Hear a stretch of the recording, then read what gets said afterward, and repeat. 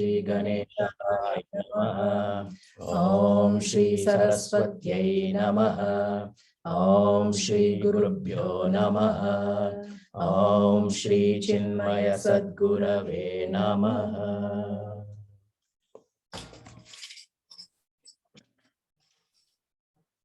नंदनंदना यशोदानंदना नंदनंदना यशोदानंदना अरविंदनयना गोपालना अरविंदनयना गोपालना त्रिभुवन भ्रमण श्रीलक्ष्मी रमणा त्रिभुवन भ्रमणा श्रीलक्ष्मी रमणा गोवर्धनोद्धार गोपालना गोवर्धनोद्धार गोपालना गोपिका जीवना यशोदानंदना गोपिका जीवना यशोदानंदना कृष्ण मुकुंदना गोपालना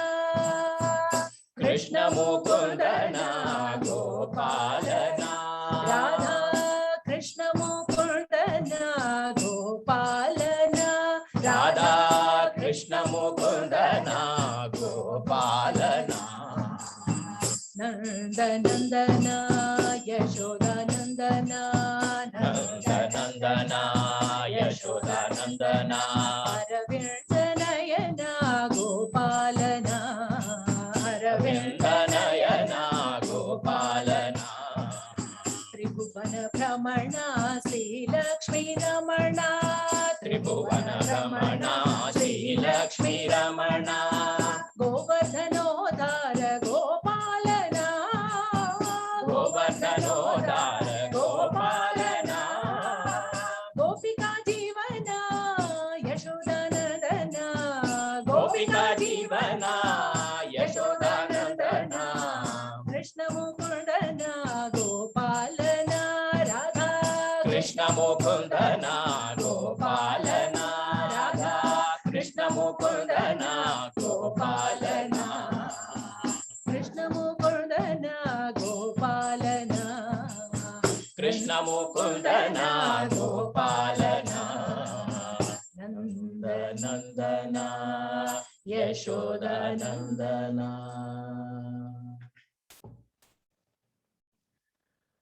हरि मणा तुम्ही गोविंद मणा तुम्ही गोपाल मणा तुम्ही नारायणा हरि मणा तुम्ही गोविंद मणा तुम्ही गोपाल मणा तुम्ही नारायणा हरि मणा तुम्ही गोविंद मणा तुम्ही गोपाल मणा तुम्ही नारायणा हरि मणा तुम्ही गोविंद मणा तुम्ही गोपाल मणा तुम्ही नारायणा गोविंद गोपाल हरि नारायणा गोविंद गोपाल हरि नारायणा राम मणा राजा राम मणा सीता राम मणा आत्मा राम मणा राम मणा राजा राम मणा सीता राम मणा आत्मा राम मणा राम मणा राजा राम मणा सीता राम मणा आत्मा राम मणा राम मणा राजा राम मणा सीता राम मणा आत्मा राम मणा हरि मणा तुम्ही गोविंद मणा तुम्ही गोपाल मणा तुम्ही नारायणा हरि मणा तुम्ही गोविंद मणा तुम्ही गोपाल मणा तुम्ही नारायणा श्याम मणा घन श्याम मणा मेघ Shyam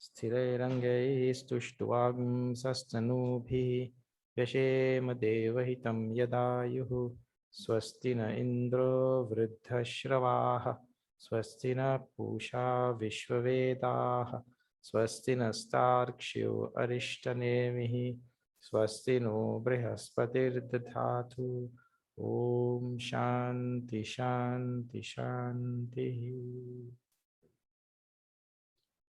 Okay, so we have been seeing the movement of the description of reality in the third person, then the description of reality as moving from the third person to second person. You are that reality. Tat tvameva, tvameva, tat. And then finally, moving from the second person to the first person, from third to second to first. And this is really the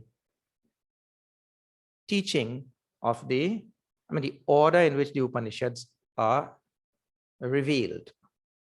That we move from a description of that reality and closer until there is a total identification between myself and the same reality I was studying, talking about, same reality I was thinking about. And I'm always thinking about it in the third person. It, you see?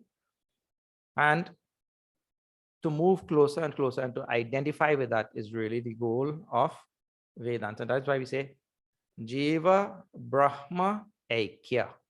Aikya means oneness. So the oneness between Jiva and Brahma. So it is the Jiva which is, see how it unfolds like this. The Jiva is studying Brahma. Jiva is studying Brahma. Until that Jiva comes to know, Jiva is studying himself.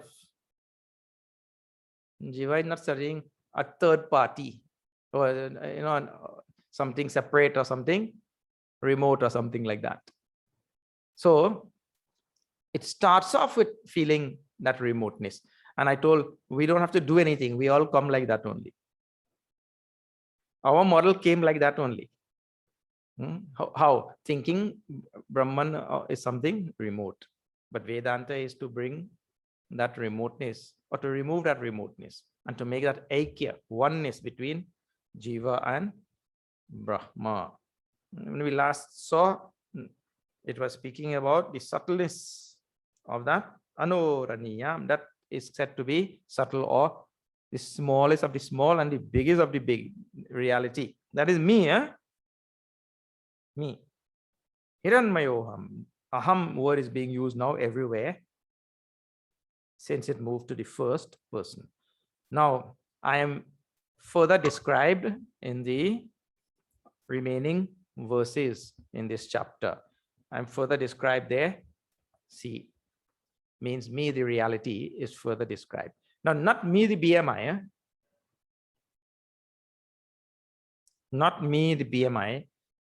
This BMI is enlivened by or illuminated by something beyond. That is me.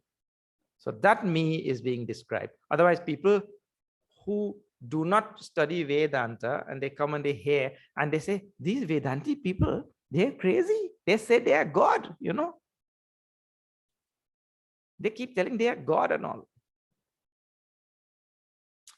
So when we say, I am Brahman, Aham Brahmasmi, when I say like that, I'm speaking about the reality which I'm not speaking about is BMI. Okay, now see, he continues in Brahmaji continues in 21 to the great Ashwalayana. Let's see this. Apanipado hama chintya shaktihi Apanipado hamachintya shaktihi pashyam yachakshus ashranom yakarnaha Pashyama chakshushasaromakarnaha aham vijanami vivikta rupaha Aham vijanami viktarupaha nachasti vetta mama chit sadaham. न चास्ति वेत्ता मम चित् सदाहम् Apanipadaha aham achintya shaktihi. Now that reality which I am, which is the one reality of this whole universe, one akhanda reality, akhanda bodha, akhanda means unbroken consciousness, which I am, is apanipadaha, without feet, without hands, without feet. Apanipadaha means no hands, no feet. Then it is aham, I am achintya shakti, of immeasurable, infinite shakti, power, strength. Pashyami achakshuhu, I see without eyes. Sa shrunomi akaranaha, I hear without ears. Tulsidas has taken this and put it very nice chaupai in Balkand. Same from the Upanishad here. And from other places in the Upanishad, same thing is given. So he has taken and put in chaupai form. There you'll see. What is that? Binu pad chalai sunai binu kana kar binu karai karam bidina. Like that you'll see there. So we ask, this Brahman is seeing with no eyes. This Brahman is seeing with hearing with no ears. That kind of sounds strange, huh? But so we'll see just now in detail. Let me tell you the rest of the literal meaning. Aham vijanami vivikta rupaha. I am the one who knows all forms and all that. Though I am devoid of forms. I am devoid of any form. See, BMI has form, but I am not BMI. I am that which is beyond the BMI. That which is, you see, the light reveals this form, but the light itself has no form. See, because of light, I am seeing this form, Without light, I'll not be able to see this form. So light is revealing the form, but then what is the form of light? Formless, you see? Like that we mean. See. Aham vijanami vivikta rupaha, devoid of form. Though I know everything. Aham vijanami. Nachasti vetta, there is no knower of me. Mama nachasti vetta. There I have no knower. In other words, I illumine the intellect and the antakarana and all the upadhi, and they do what they do. The gross upadhi, this body, does actions. The subtle upadhi thinks and ponders and all of that, right? And feels and all. So they do what they do, and I am the one who supply to them the required shakti that they need for doing what they do. But I myself am not a knower like the intellect knows. I'm not a knower like that, like an individualized knower. I am knowing power per se, not a knower. Therefore, there is no, this is a very ticklish point in Vedanta. Let me start with Chit Sadaham. I am always consciousness. Let me tell you that a little bit. You see, because we are identified with our intellect, we say, I know this, I know this, I know this. So I know. So that time, who is knowing? Intellect only is knowing, because this is individualized knowing, isn't it? Specified knowing, specific knowing. I know this thing. And for that to happen, there has to be a knower, known, and a knowing, right? That is called a triputi. There has to be a triputi, a knower, knowing, and known for that to happen. But this reality is beyond the triputi. So in reality, there is no knower, knowing, or known. So when we say Brahman does not have any knower, means Brahman doesn't know himself also. I think knowing is only an act which we talk about in the realm of the relative, in the realm of upadhi, mana, chitta, buddhi, ahankar. Knowing belongs there only. Like Pujya Gurudev uses the example of electricity. Electricity expresses here as light, is expressing in this as sound in your headpiece which you are listening or wherever there in your computer. It is expressing as sound. Electricity is expressing as coldness in the fridge. Electricity is expressing in so many various ways, but electricity itself does not contain within itself light and heat. In your heater, it is heat. That itself does not have any of these things. So though it is expressing, itself is expressionless. So in the same way, reality, Brahman, is expressing as a thinker, as a doer, as a feeler, yeah? Perceiver, feeler, thinker on BMI chart. But that itself expresses as those things, but does not have any of those qualities. So when he says, nacha asti veta mama, mama na asti veta, there is no knower of me. People ask, well, so Brahman doesn't know himself. That question itself is wrong. That is like asking, does light illumine itself? And light is illumination. You see? Does heat heat itself? Heat is the thing which heats up everything.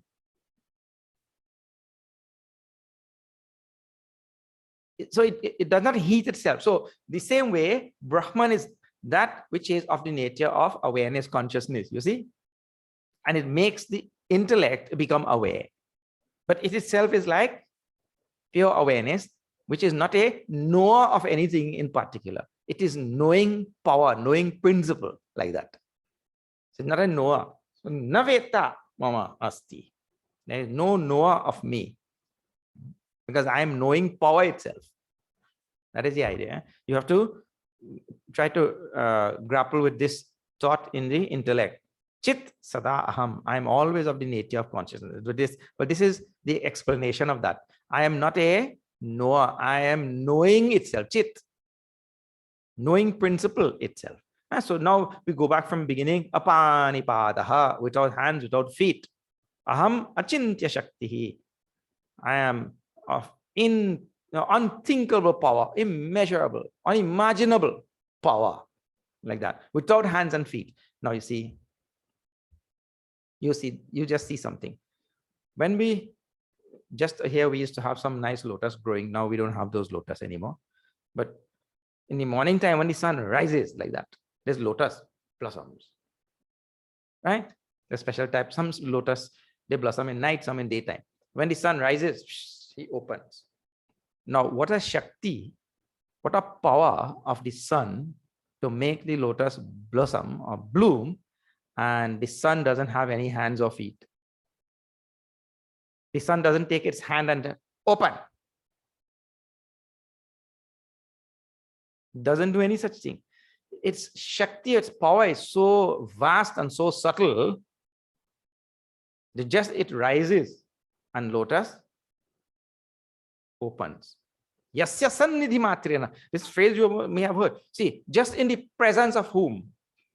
In the presence of which? The presence of whom? All things happen. Achintya Shakti. Immeasurable, unthinkable power of this reality. The reality just being there, all things in the universe transpire. That is the idea. Huh? And without hands or feet.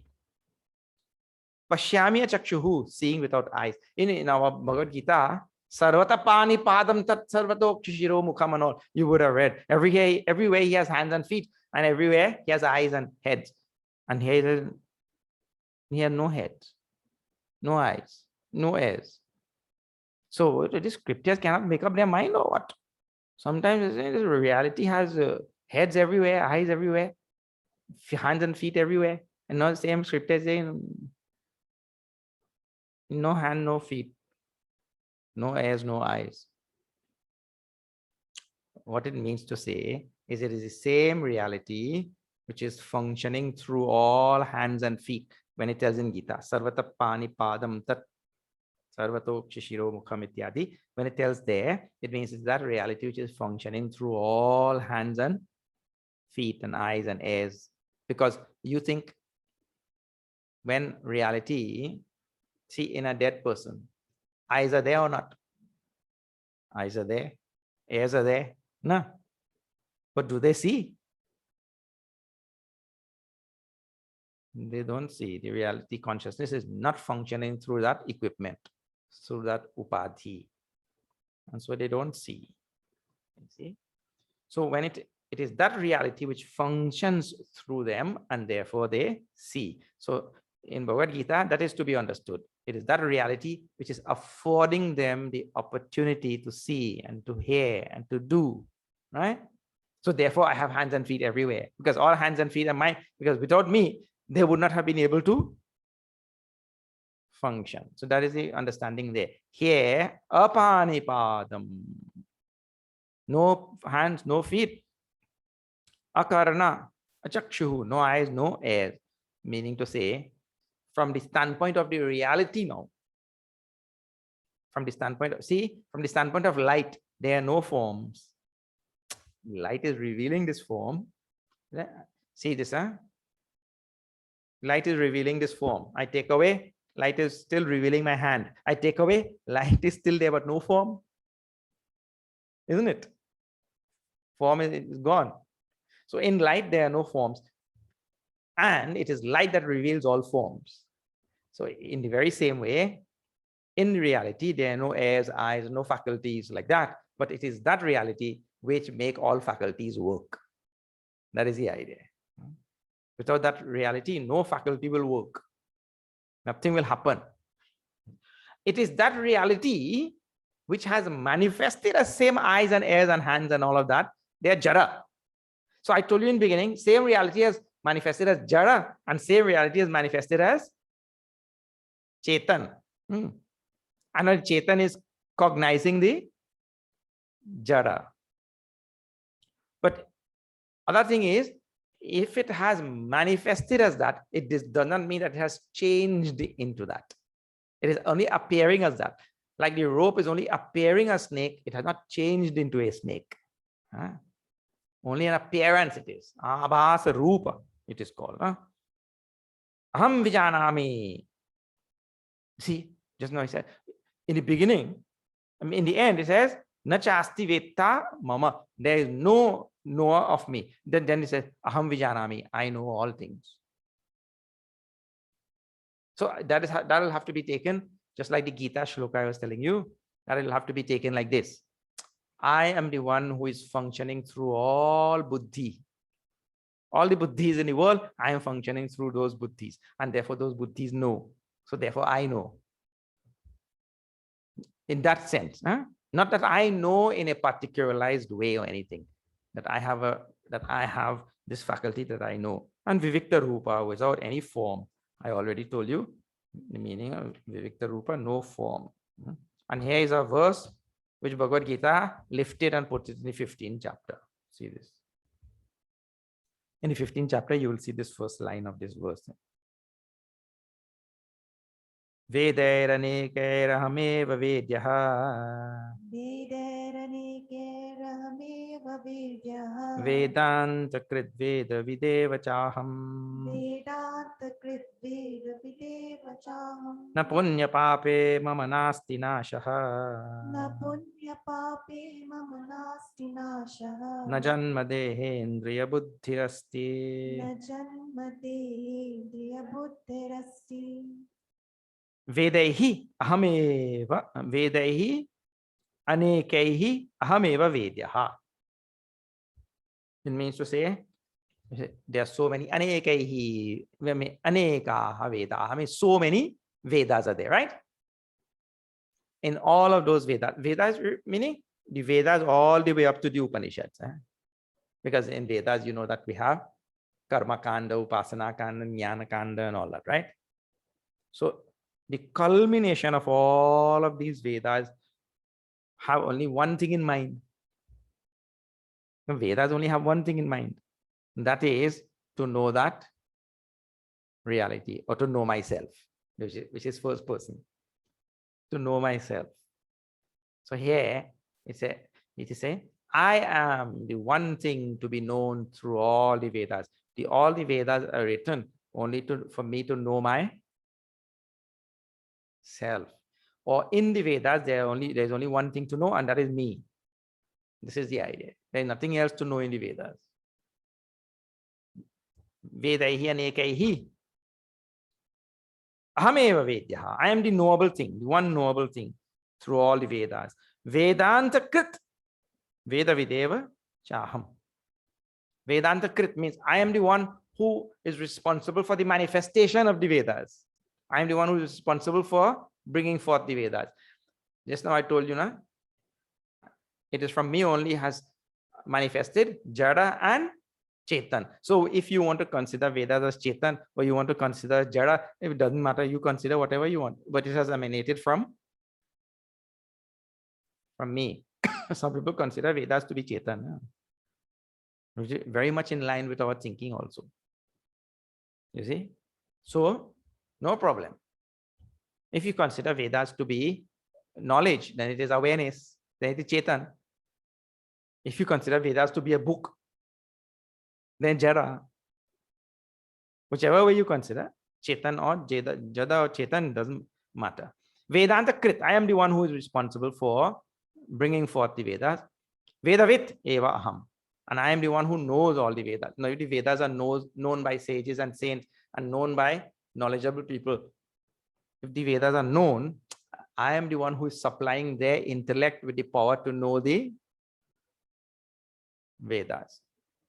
And had I not been there, if I am not there, nothing is there actually. What to talk of Vedas? Nothing else is there. If I am not there. Na punya pape mama nasti nashaha. In me, there is no such thing as punya and papa. I am beyond punya papa. See, this is why very slowly in your spiritual journey, in your spiritual evolution, yes, your spiritual sojourn, what you have to do, you have to also relieve your mind of all of these ideas of punya papa. Those people on spiritual path I'm talking about. Huh? You see, if a person is not on spiritual path, he is committing crime, he's doing all wrong things, he's adharma, he's doing so many things, and he's not on any spiritual path, he doesn't study scriptures, he doesn't go to satsang. And if he says, there is no punya papa and all, and he does all wrong things only, adharma. If such a person says this thing, that person is going to remain in that bondage, and that bondage contains so much of suffering. He will continuously remain in that state only. But for a person who is on the spiritual path, one of the best things favors you can do to yourself is you can remove all of this thing of punya. You're already safe, in the spiritual path. Remove this punya papa thing. I have all this burden of papa I'm carrying. Samji, what to tell you? I don't know when I will exhaust all of these papas, You're carrying, we say to ourselves, I'm carrying all of these papas of the past, this thing, that thing, the other thing. That becomes a weight on my psyche. It prevents me from moving forward. So from now itself, you start thinking, I am that Paramatma, Parabrahma, which is free from punya and papa. Give up this idea of punya papa slowly. Punya papa.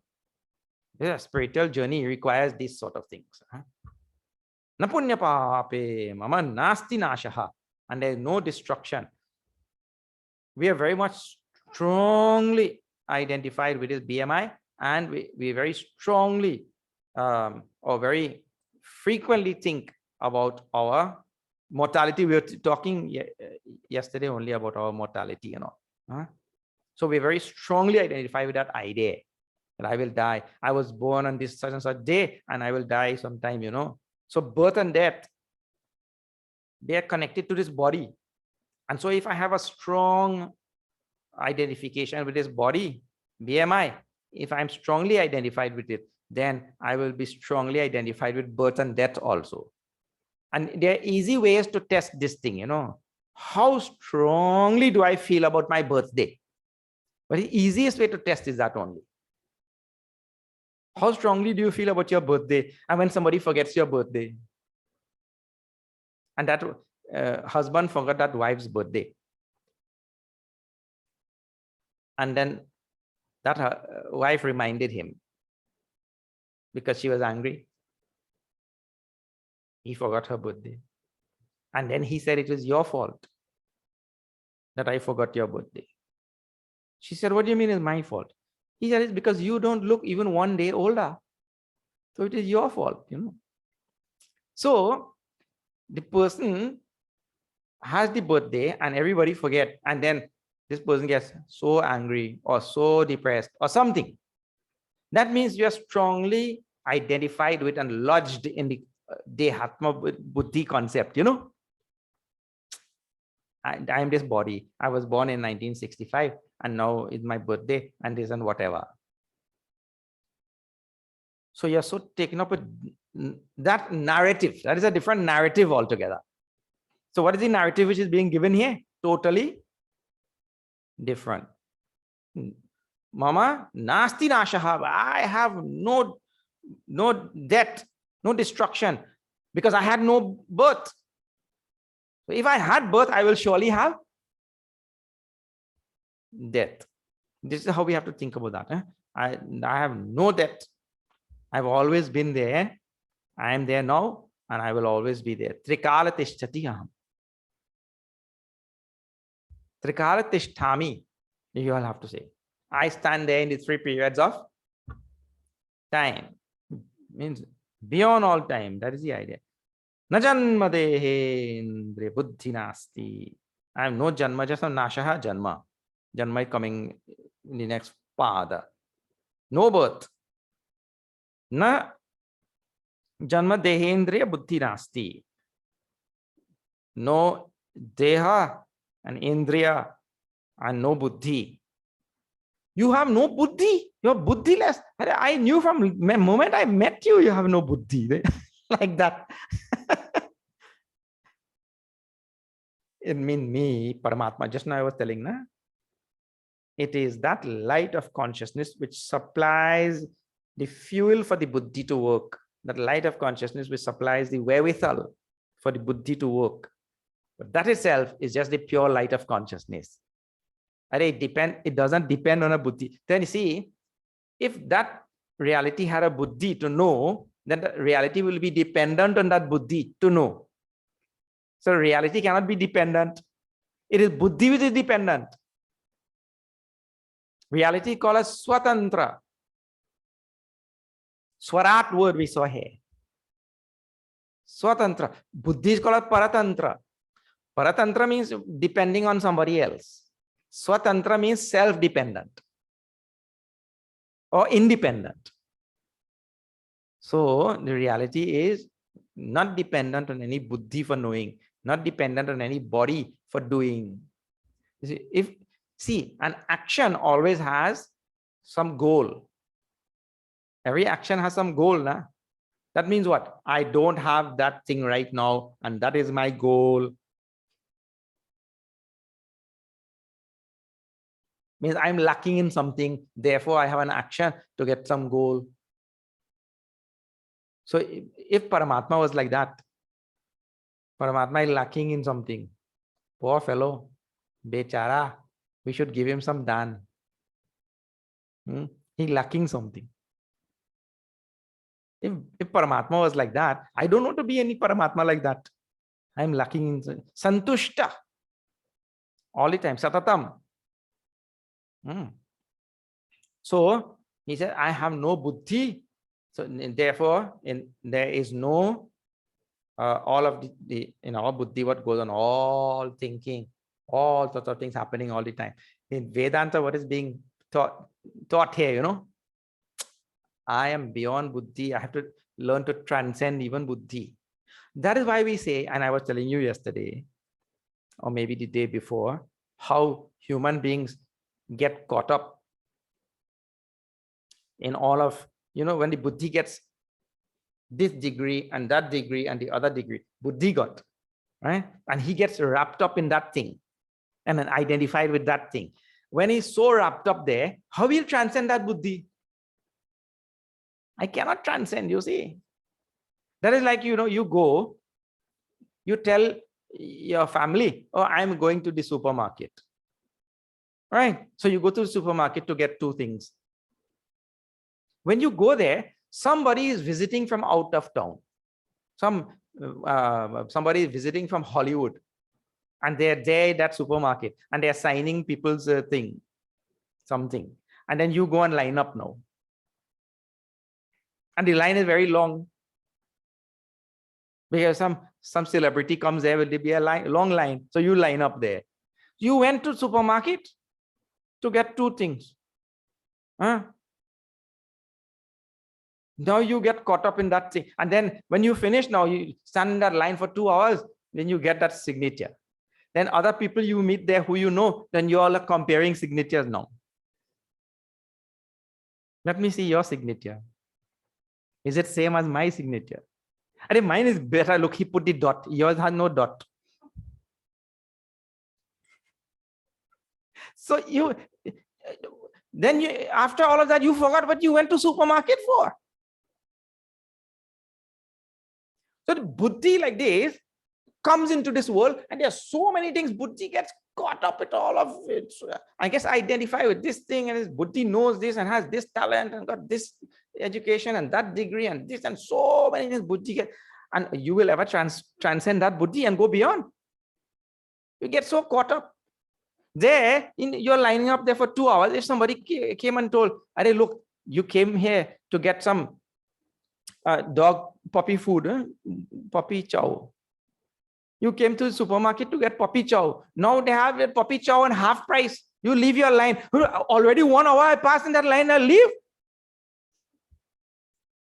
Half price and all, you don't care. I wasted 1 hour already in this line. I can't leave now. Let it be half price." So we get caught up. That is the idea. Buddhi gets caught up. A quagmire, or so taken up and consumed by so many things in this world. And that buddhi has to be transcended. Because real me has no buddhi. I am that thing which fuels the countless buddhis in this world. And you want to settle for one little buddhi? I'm the fuel for the countless, limitless numbers of buddhis. And I settle with one little buddhi, get some little accolade here or there, and then so no buddhi. No buddhi, na deha indriya. Na deha indriya. I have no body and no. I'm just talking about buddhi. How we are caught up with his body also. This whole earth is being ravaged. Only, I was telling you the previous day, being ravaged only to serve this body. Look here, there is a multi-billion-dollar fashion industry across this earth, right? Fashion industry. And all the time new fashions are coming out in different places, in different cities. And all the big stars go there to see those fashions. Fashion is for your mind or for your body? Fashion is for body only, isn't it? Really, if you go on counting, I told you, you'll see everything connected to this body. And the real me is beyond body and all. No body. Na dehe, na indriya, and all senses and all. We get identified with all of them.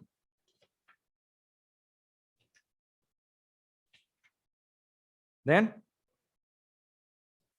the rejection or the casting out, this identification with all the 5 negation of all the 5 elements also. See, this is number 23.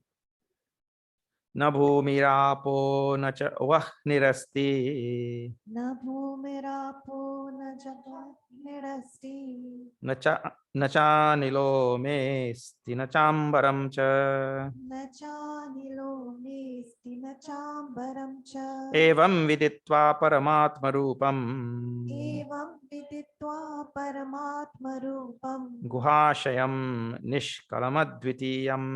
Guhashayam nishkalamadvitiyam. Na bhumi apo na bhumi, earth, apaha, water, vahni, fire, anilaha, air, and ambaram, space.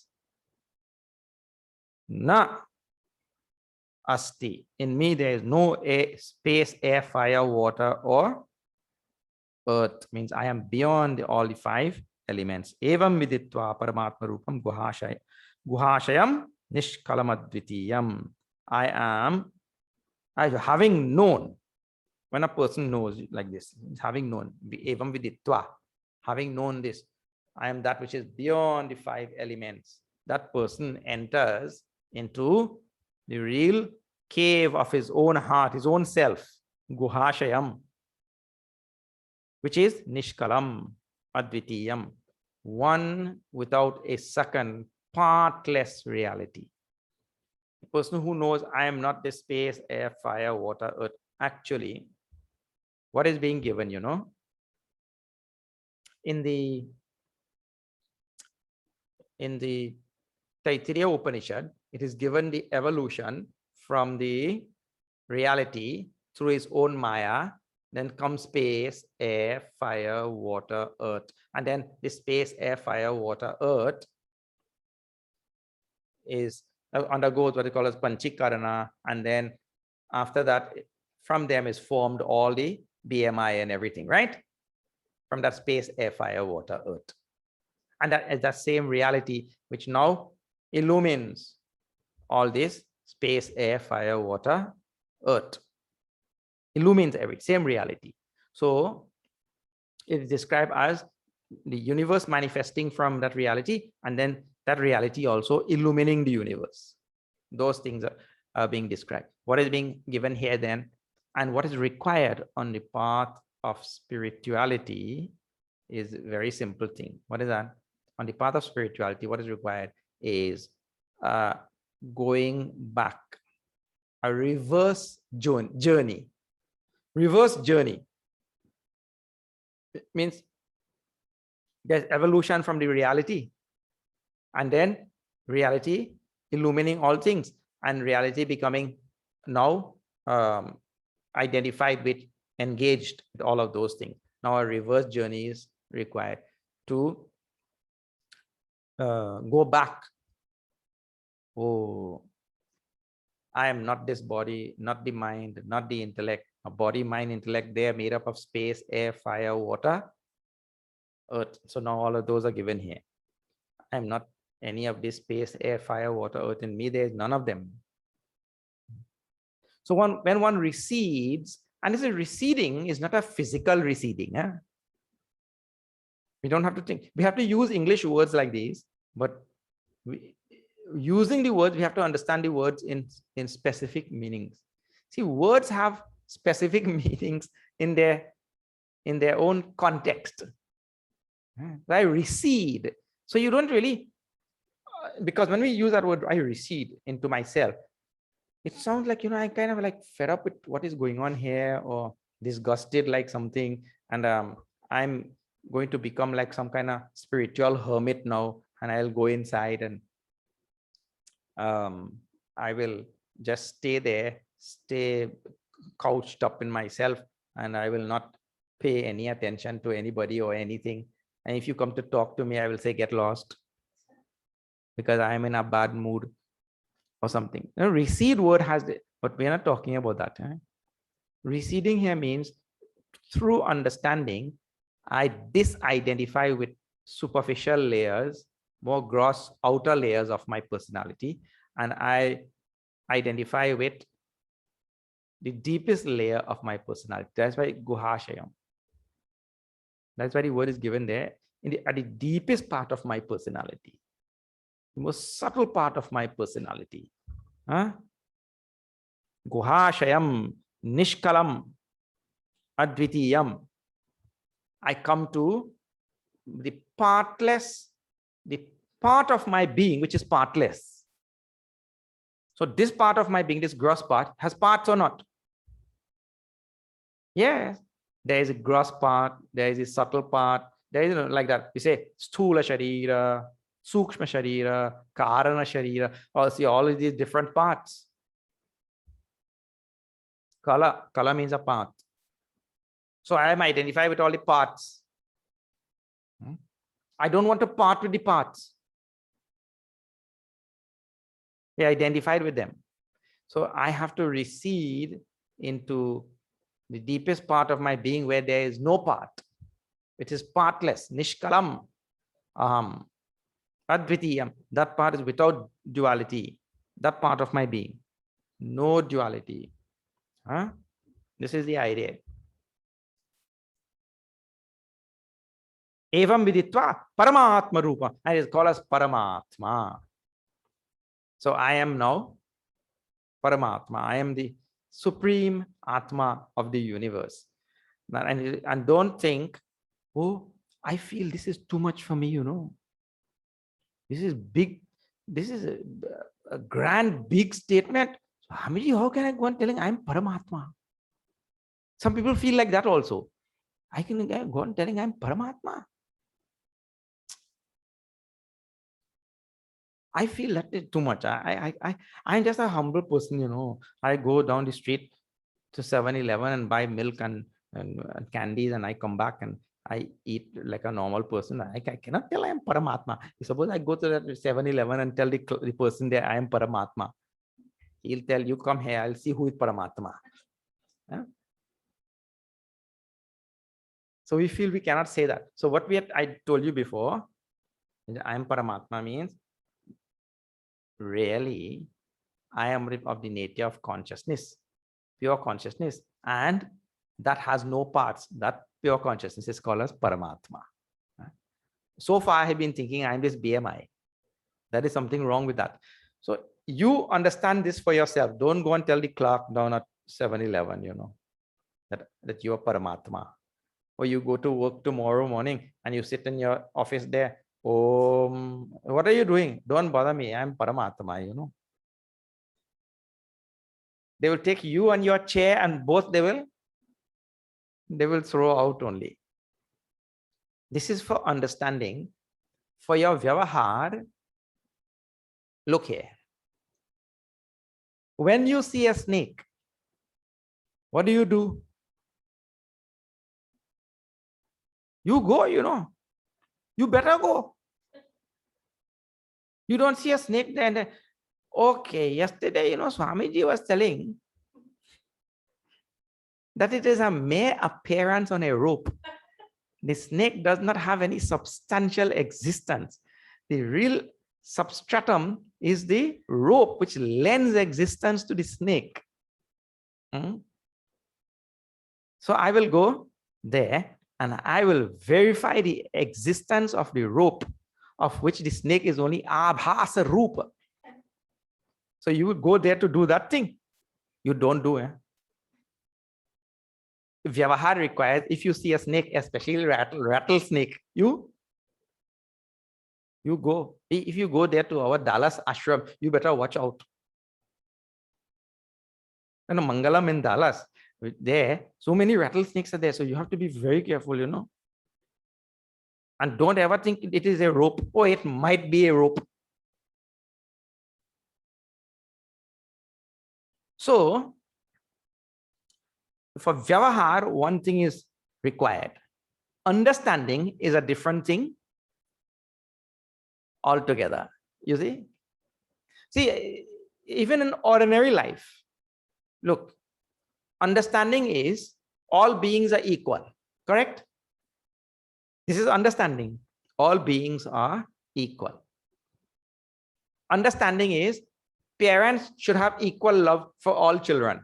So I have to understand that and I have to know what that means. But Vyavahar will be different. Parents should have same love for all children, but the parent makes the 10-year-old make his own sandwich, but the 2-year-old cannot make his sandwich. So he tells the 10-year-old, you make your own sandwich. And for the 2-year-old, the parent makes the sandwich. So there's a vyavahar in the treatment. In treatment, there seems to be some difference. But in terms of the love is equal for both. So that understanding that they're same to me, both of them. Understanding is one thing, but vyavahar is a different thing. So you understand that you are Paramatma, as the shloka is telling, I am Paramatma, the supreme reality, that understanding that. But when you go to your work, you cannot, that time, if you understand that, there's no need to go to the work. If you go there claiming I am Paramatma, that means you did not understand that thing. Yeah. So I am that Paramatma. Samasta Sakshim. See the next last in this chapter. I think this is the last line. Samasta Sakshim Sadasad Vihinam. Samasta Sakshim Sadasat Vihinam. Prayati Shuddham Paramatma Rupam. Prayati Shuddham Paramatma Rupam. There are no two other lines. Only two lines are there. Samasta Sakshim Sadasad Vihinam. Nice words again. Samasta Sakshi means I am the witness of. Samasta means all. I am the witness of all things. So the BMI is functioning, and there are countless BMI is functioning in this universe. But I am the Sakshi. Sakshi word I discussed this morning. Then Sakshi is a big technical word also. So Sakshi word, I am the witness of all the things that are going on in all the upadhis. Not only the buddhi is functioning, see this hand is going on, vak is going.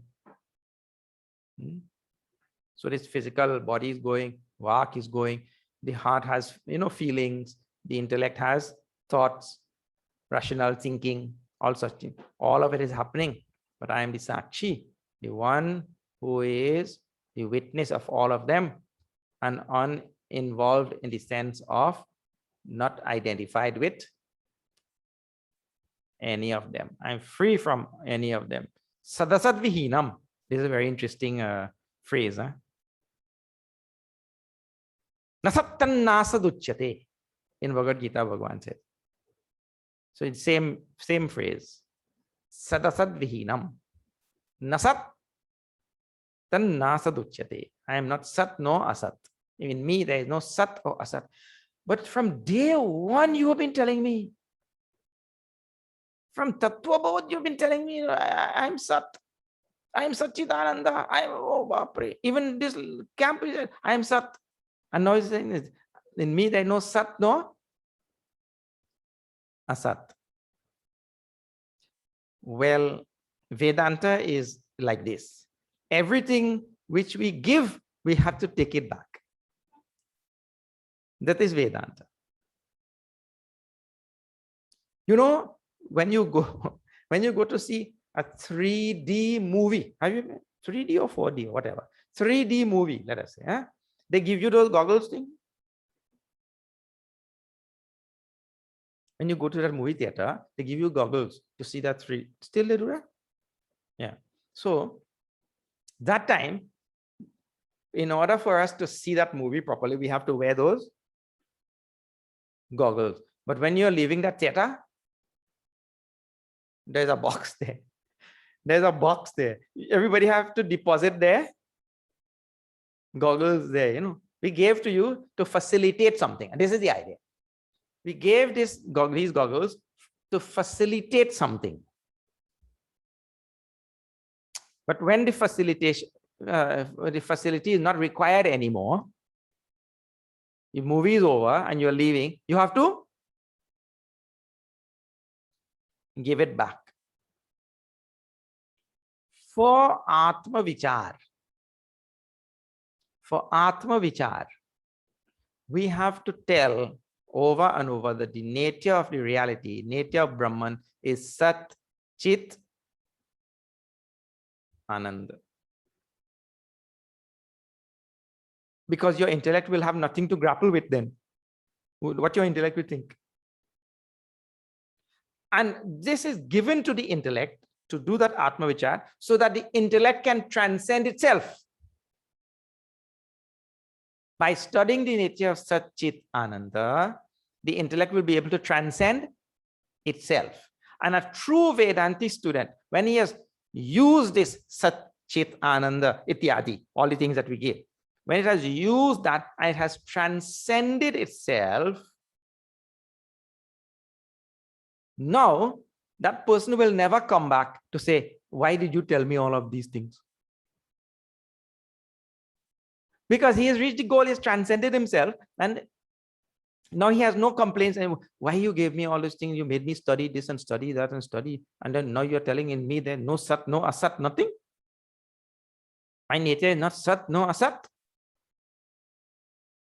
I told you on the first day of Sri Ramakrishna Paramahamsa's salt doll. His salt doll wants to know the ocean. When he dives in to know the depth of the ocean, then what happens? Melts away. When he melts away, now is there anybody left to want to know the depth of the ocean? There's nobody left, and there's no question left also. Nobody left and no question. What is the depth of the ocean? So the one who really follows this path, he'll not have any question like, oh, why did you make me learn all this Sat, Trikala, Tishtati, iti Sat? You made me memorize all of these lines and all, and I studied it so well, and I wrote the perfect essay on it also. Now, the castle of cards, what do you call that? People make castles with cards, and then you just touch one card like that, and then the whole thing crumbles. So in that experience, this whole thing will crumble.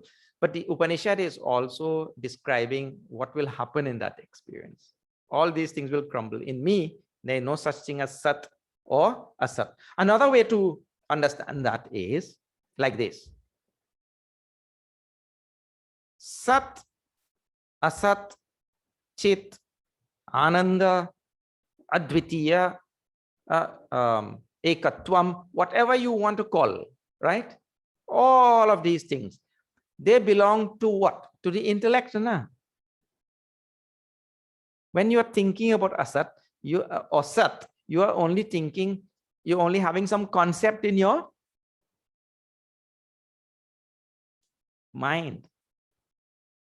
Or buddhi. The buddhi has some concept of reality. So reality is a concept or what? Reality is not a concept. A concept is like any other vastu. You have a concept of Sat, you have a concept of Asat, you have a concept of Chit, you have a concept of Ananda, you have a concept of Advitiyatva, whatever it is all concepts in our mind. That is why it is not good to go on arguing anything about God, because what you are doing, you have one concept and the other person has one concept. And if you have a concept, that means both have ignorance. Because the concept is not God and his concept is not God. Both are ignorant of God. And in that argument, they each holds on to his own concept, and what gets transferred is ignorance only. This one ignorance becomes more, and this one ignorance becomes more, because he's so strongly identifying, holding on to his concept.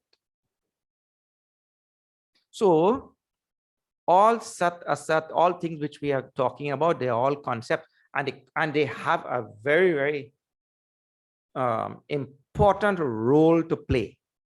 Because we want to enlighten the intellect, quieten the intellect, and finally transcend the intellect. So if all these concepts are not there, this is not going to happen. The concepts have a very important role. They are unavoidable. So we study the scriptures, do our Atma Vichar strongly, go on doing. And more we do, more and more the intellect becomes more and more knowledgeable, more and more enlightened intellect. more and more quiet, at peace with itself, and doesn't go on just swiftly swishing around everywhere. It is able to hold on to something and think about it, which is able to stay steady. Sthira buddhi. Stay steady with all of these concepts. They do all of these things. And that intellect stays steady. One is able to then transcend the buddhi by the buddhi only. Transcend buddhi. So the ideas have a very important role, but it is true when I transcend and I get into myself, in myself there is no buddhi, no sat, no asat, because there are no concepts. In me there are no concepts. You see, yati shuddham paramatma rupam. The person goes to his pure, true own self, which is paramatma rupam. Transcending buddhi, one goes to his own true self, which is pure. Pure means devoid of anything which is not self. Devoid of anything which is not self. That's the meaning of pure. And I think this is the end of this chapter. Iti pratamaha khandaha. This is the, now there are two more mantras. In fact, Puja Gurudev says also that effectively the Upanishad ends there. There is nothing. When one has transcended one's buddhi and goes into that Paramatma which has no concepts, no ideas, no, just pure, unadulterated awareness. When he goes into that state, when there, what else is there? There is nothing. So he said, just as encouragement and inspiration, two more mantras are given. And this is with the knowledge of the Rishi that, look, yes, I know we have all studied this Kaivalya Upanishad and nobody has realized Paramatma. Therefore, I give some inspiration, I give some encouragement in two more mantras. So that we will study again, so that we will not take our mind off this very lofty goal. The mind will not be taken off this lofty goal. Now, what are these two mantras? Now see, some encouragement and all. Ya shatarudriyam adhite.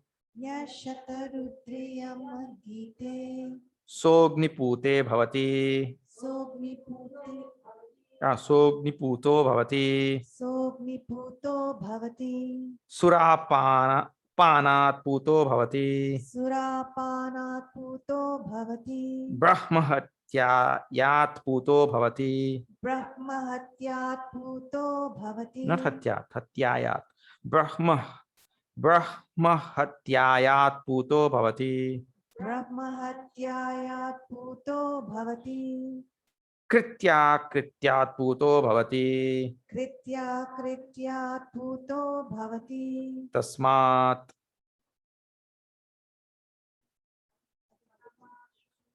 No, I stopped there only. You want me to chant the whole line? Tasmadavi mukta shrito bhavati. Tasmada vimukta ashrito bhavati. Tasmadavi muktama shrito bhavati. Tasmada vimukta ashrito bhavati. Atyashrami sarvada sakridva japet.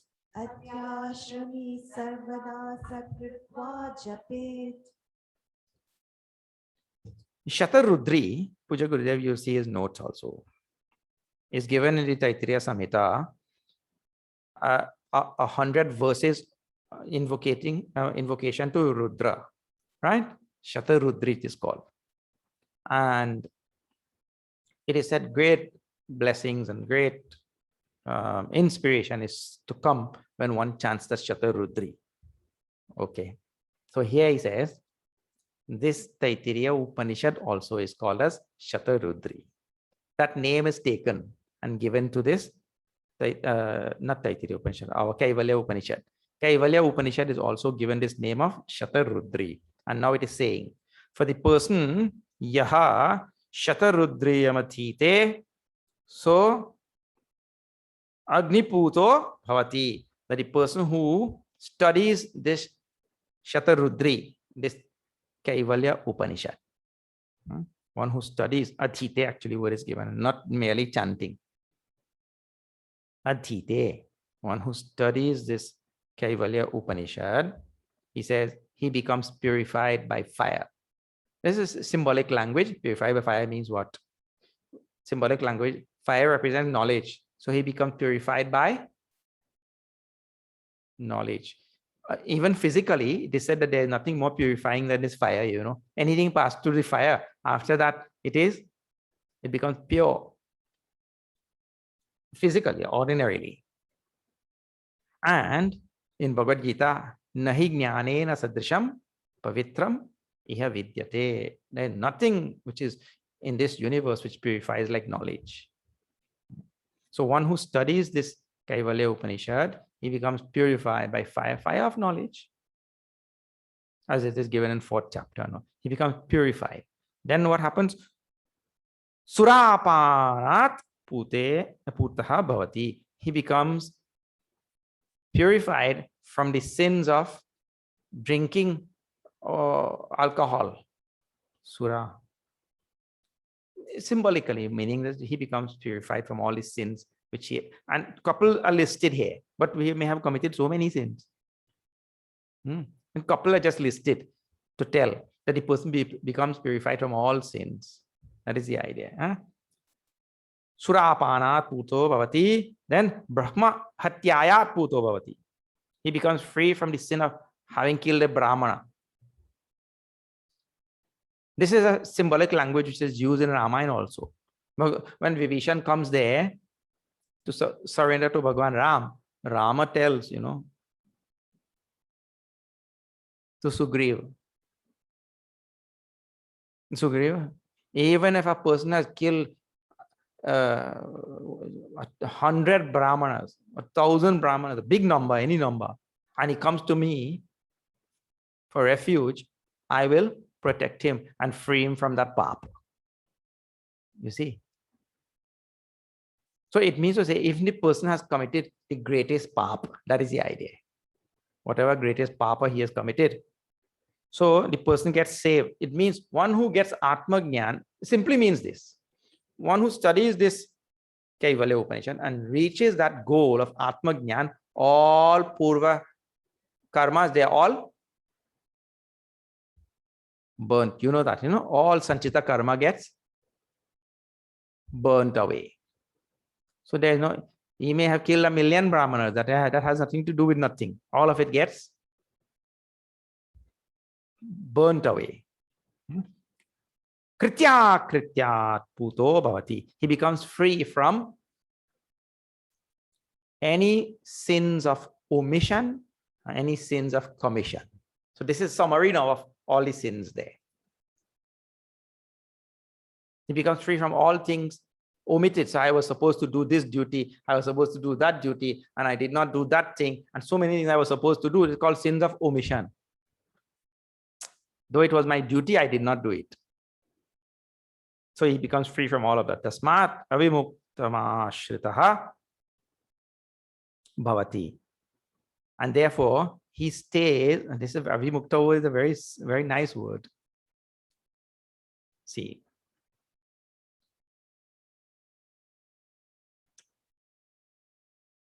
Mukta means to become free. Vina mukta, vimukta, vina mukta, and there's an a in front of that also. It means that state of reality which does not stir from itself. It means it does not, there's no departure from its own nature. That is the meaning of avimukta. In other words, I will stay in my state of being Paramatma only, and I will not stir from that state. That is the idea. I will not move from that state. Otherwise, you know, right now I'm in a state of joy, let us say. See our life. I'm in a state of joy. Only one little thing happens in my life, then I move from that state into a state of depression. It takes only some little thing. So I keep moving from this state to other state. That happens. Recently, I saw one person cried for 1 hour, then laughed for the other hour, immediately after crying. So how these states, people move like this? But in that Paramatma, where one reaches, there is no stirring from that state. There is no moving. There is no shaking from that state. There is absolute stillness in that state only, remaining there. Remaining fixed, lodged. Tasmat avimuktam ashritaha bhavati. Thereafter, he takes refuge in that state and stays there. Atyashrami sarvada sakridva japet. Atyashrami means this sannyasi. Atyashrami is sannyasi. Means for you to reach this state, you have to become a sannyasi. You have no choice. Meaning to say, if you are going to relinquish body, mind, intellect, relinquish all desires, calm, krodh, mother, love, if you're going to relinquish all of this, and it means have no more attachment to them and recede into your own self, you will be sannyasi or not? Not sannyasi with orange clothes we are talking about. Here in the Antakarana, everybody has to become a sannyasi to be able to relinquish identification with every layer of my personality. I have to be able to relinquish, give up all identification with them. He is true sannyasi actually. Atyashrami is called. Sarvada sakritva jape. He becomes atyashrami even if, he says, we chant this or we study this once a day. Sakritva. Gurudev translates once a day. Sakritva means even once. Even once. So I study, chant, recite this Kaivalya Upanishad. I will become Atyashrami, one who has renounced all identification with all things and will become lodged in my own self. Then, I think that may be last mantra.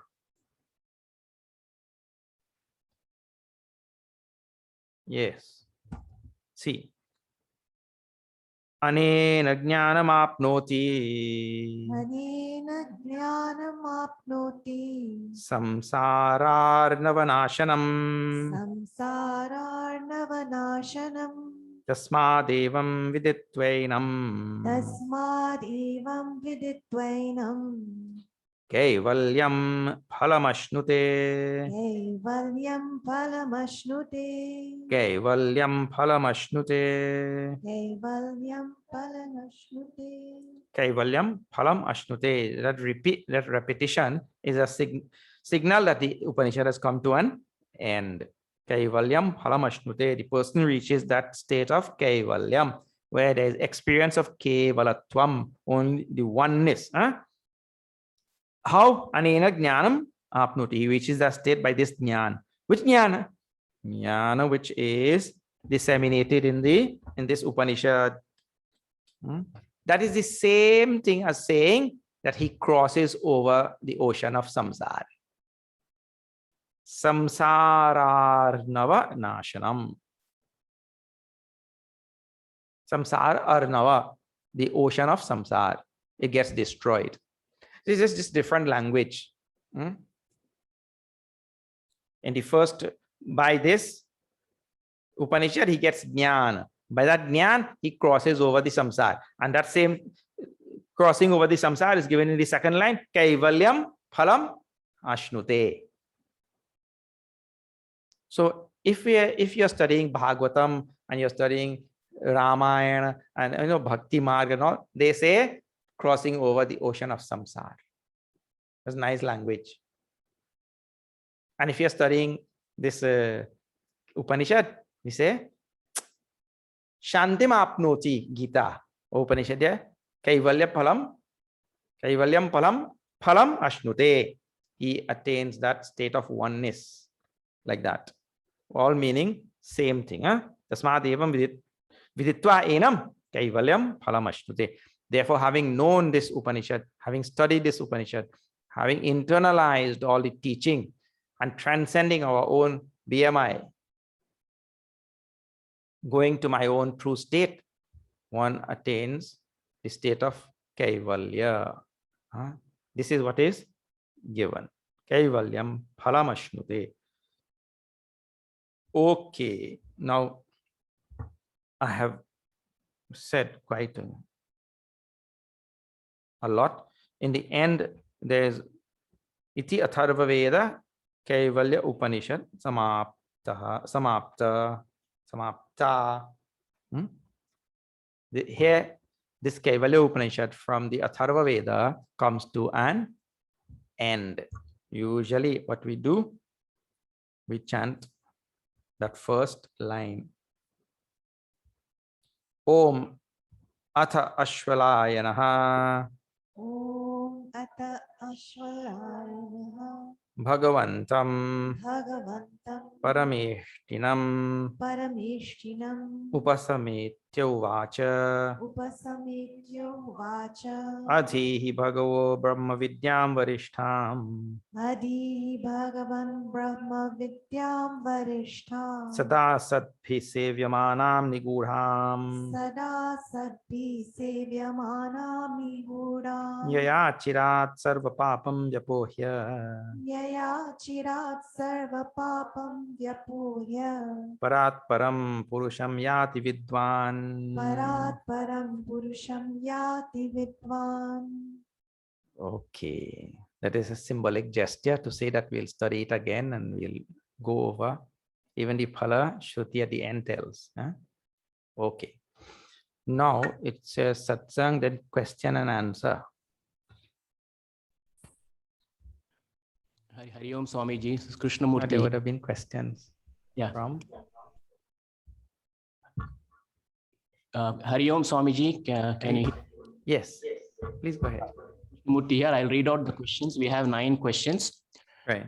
First question is Swamiji from Sumati Ramachandran. Ignorance cannot be removed by action, only by knowledge. But how can one gain knowledge without action?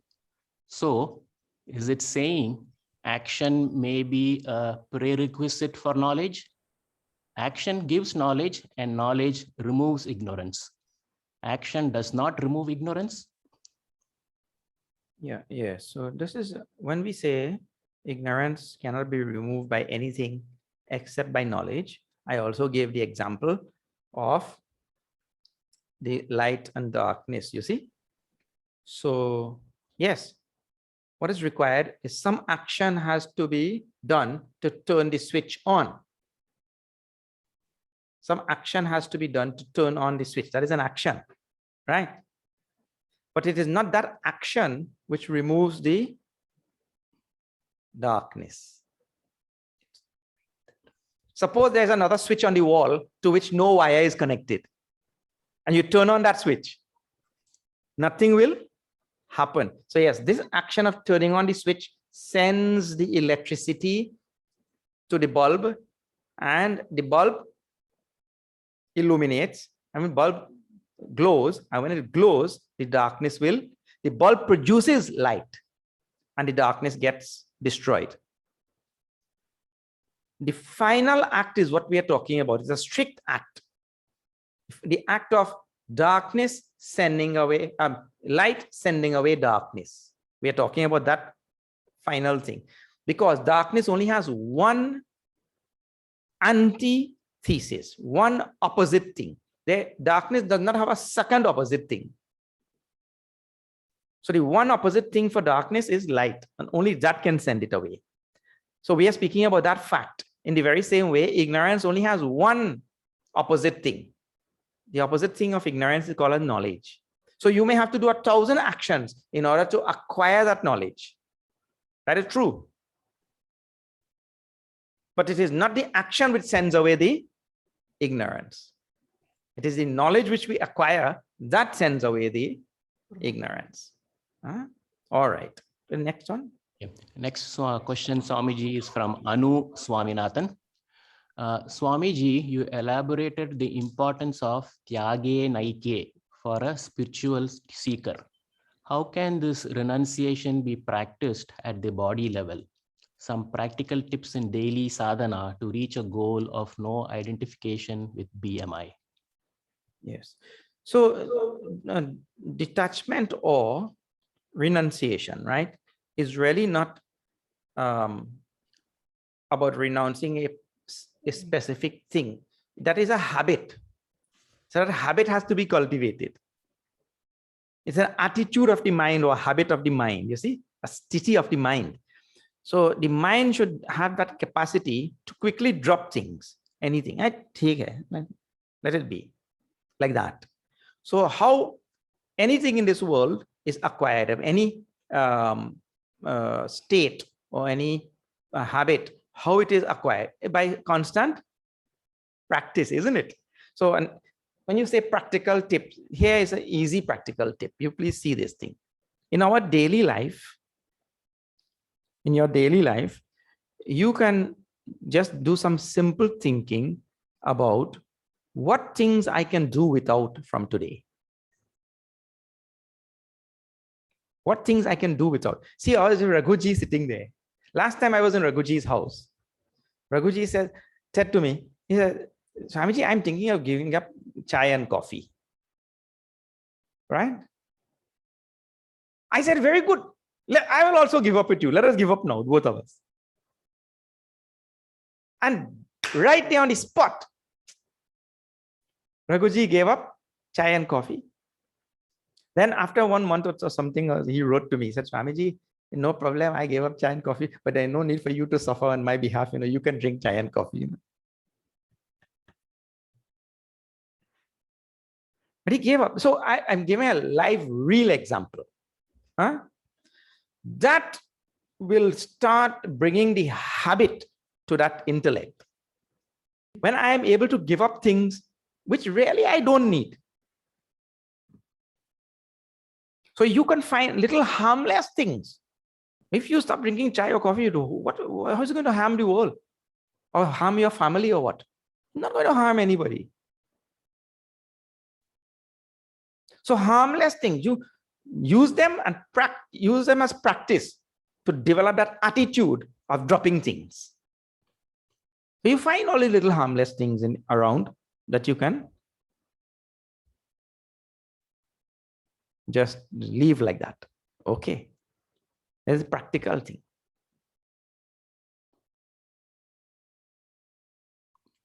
Swami, this question is from Uma Krishnamurthy. Swamiji, verse 12, Sa eva maya mentions objects such as women, food, wine, etc. In this context, I am thinking woman is referred to as all chetas, with Brahman being the Purusha. Can you please clarify? The verse actually is a verse from a very ordinary standpoint. So that is a phrase which is used, and which is used by great many sages and saints and all, to talk about our ordinary attachment to all things in this world. You're taking the explanation of too much of a high level. That is for ordinary sadhak. So the ordinary sadhak is consumed by very strong desires for ordinary worldly material things.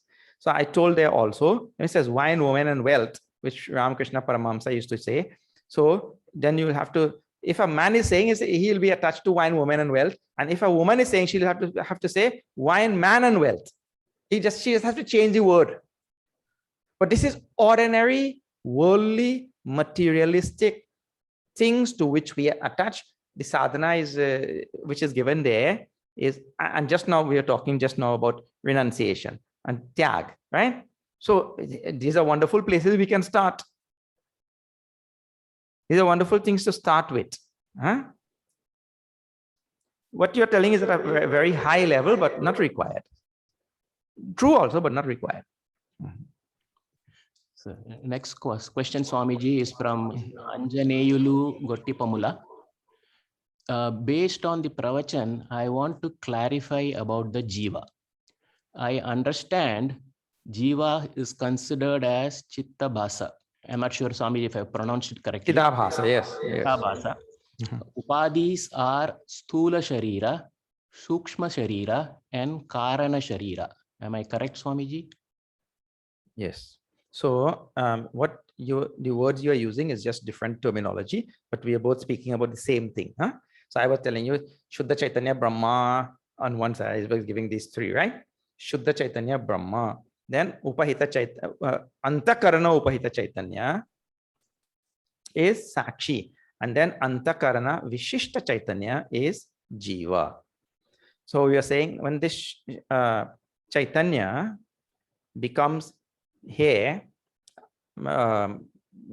conditioned by the Antakarana, that time it is called as Sakshi. And when this Chaitanya becomes here identified with the Upadhi, it is called as Jiva. So we are using just one type of language. What language you are using is a different type of language referring to exactly the same thing. When the consciousness reflects in the, I'm using your language. Huh? When the consciousness reflects in the Antakarana, that time that consciousness will become called as Sakshi. When that consciousness not only reflects in the Antakarana, but becomes identified with that Antakarana, like I was telling you, the space inside of this pot. If it is just there in the pot, there is no problem. When it becomes identified with pot, now it says, I am pot space. You forgot the limitless space? Yes, I forgot. I am pot space. So it becomes identified. So same thing when the consciousness which is reflecting in the Antakarana and has also become identified with that Antakarana is called a Jiva, right? And that also is called as Chidabhas. Another name is Chidabhas. So you're just using a different word and nothing, no big difference is there. Okay. The same Anjaneyulu continues the second question. Since Chidabhas got Sat, Chit, Lakshanas, hence Jiva considered no different from Brahman. Due to ignorance, Jiva considers itself as Alpagnya, limited in power, and suffers during the lifetime as Ajnani. Jivan Mukta means removal of ignorance by Viveka, Vairagnya, Shat Sampatti, Mumukshatvam through Shravanam, Mananam, Nididhyasam. Am I right, Swamiji? Correct. Yes. Okay, the next question, Swamiji, is from There's no comment. That is, you're totally correcting only. The next question, Swamiji, is from Vidya Prabhuram. Are the 5 elements considered Jada or Chetana? 5 elements are Jada. Clearly, unequivocally Jada. The next question is from Ramachandra Hegde. Tree is my thought. Understandable. But when the tree uproots, there is pain, real pain. How do I manage pain? No, say thought also is a pain. And the pain also is a thought. So just I have this tree in front of me. It is represented to my mind as a thought. Then when the tree gets uprooted, I say, oh, what a thing. People, they don't think about the environment and, you know, ecological consciousness is not there and this and that. It brings pain. But the pain also is a thought. So whatever is represented to my mind, whatever the mind is experiencing at any time is only a thought before that mind. It is nothing else. I told in the morning also, even an emotion is a thought. I have this emotion now of sorrow, pain. That also is a thought. Because what? You know or not? Actually, when we are using English words like this, it makes a lot of confusion. The English words cannot capture everything. The best word to use is Sanskrit word vritti. use the word vritti. So there's a tree there, there's a vritti of that tree in my mind. There's a dog there, there's a vritti of the dog in my mind. There is somebody crying, there's a vritti of the person and there's a vritti of the crying also. And then in my mind, I'm feeling sorry. There's a vritti of sorry in my mind. So also when something arises from my own within, that is a vritti that arises. So that vritti is classified as an emotional vritti or an intellectual vritti. But all the same, it is a vritti only, nothing else. So when the tree gets uprooted, there's pain and there's agony and this and that. So just as I will become a witness to the tree, I have to become a witness to the sorrow. Now see, in ordinary life, what you are taught is you're taught to go and get some solution to your problem, isn't it? The sorrow is caused by a cause A. Cause A is the cause for the sorrow. So you have to go and get some solution for that cause. So you remove the cause, the sorrow will go. But the nature of Jagat is, as soon as one cause goes away and the sorrow, the consequent sorrow goes away, another cause comes and it causes another sorrow. So you have to go now and look for another solution now to cause B, to remove sorrow B. And then where is that going to stop?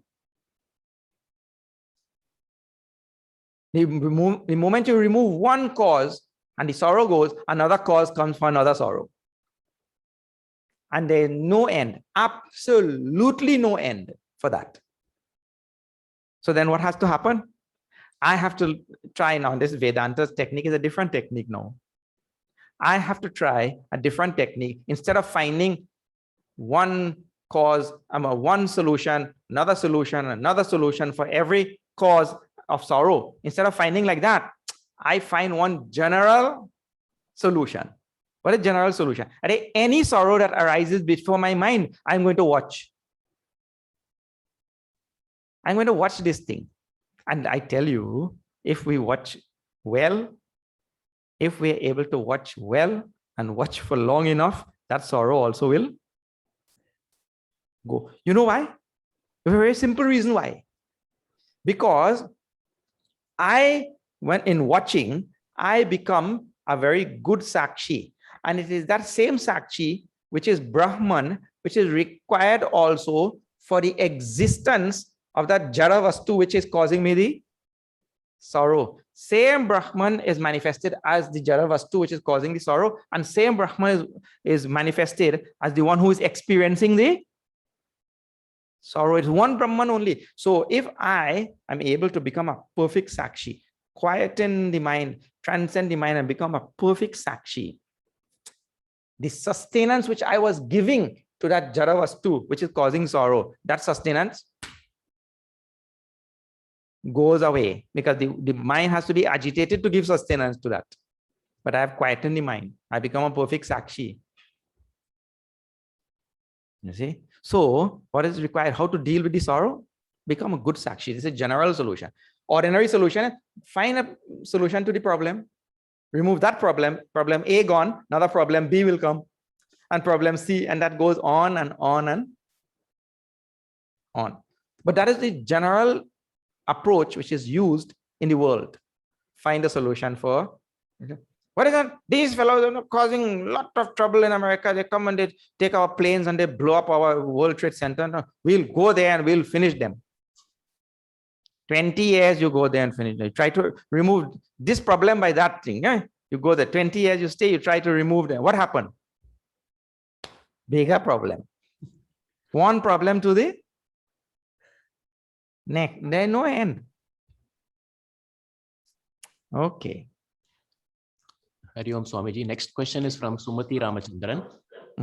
Swamiji, can you explain the concept of time?